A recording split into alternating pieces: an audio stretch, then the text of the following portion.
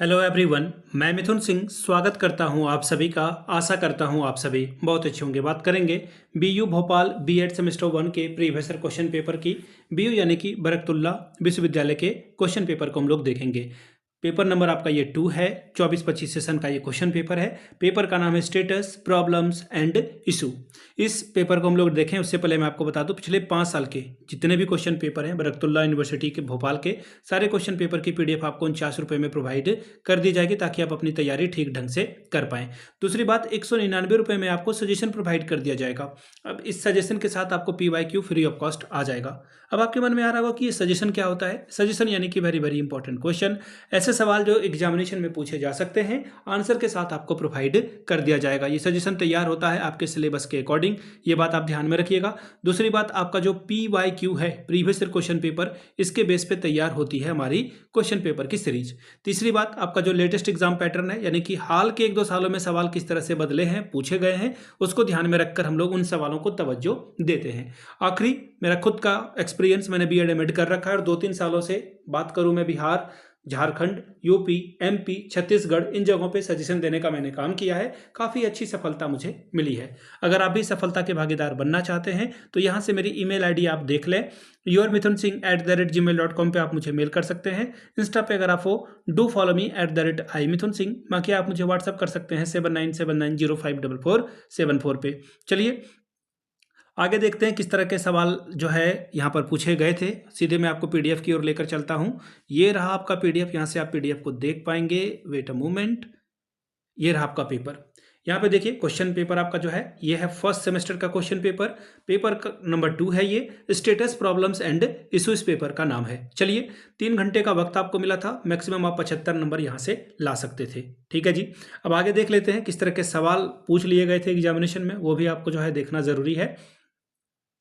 तो यहाँ से आप देख पाएंगे, ये रहा आपका पेपर। वेट अ मोमेंट, हाँ देखिए बोला गया कि आपको किन्हीं 5 क्वेश्चंस को अटेम्प्ट करना है। ठीक है, टोटल 5 सवालों का आपको जो है जवाब देना है। ठीक है, अब इन 5 सवालों का जवाब जो है आपको देना है और साथ में याद रखिएगा हर एक क्वेश्चन की वैल्यू क्या है, बराबर बराबर है। यानी कि 16 पंचे 80 नंबर आप ला सकते हो। 16 5 आर 80 स्कोर आप यहाँ से कर सकते हैं। ठीक है, चलिए अब एक एक करके सभी क्वेश्चन पेपर को हम लोग देखते हैं किस तरह के सवाल पूछे गए थे। पहला सवाल, भारत के शिक्षा के भारतीय और पश्चिमी शिक्षा के लक्ष्यों के बीच का अंतर बताएं।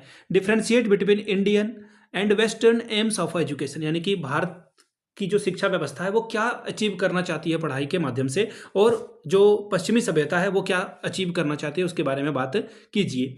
अगला सवाल, भारतीय विरासत मूल्यों के संरक्षण की भूमिका का वर्णन कीजिए। Describe the role of conservation in preservation culture heritage and values.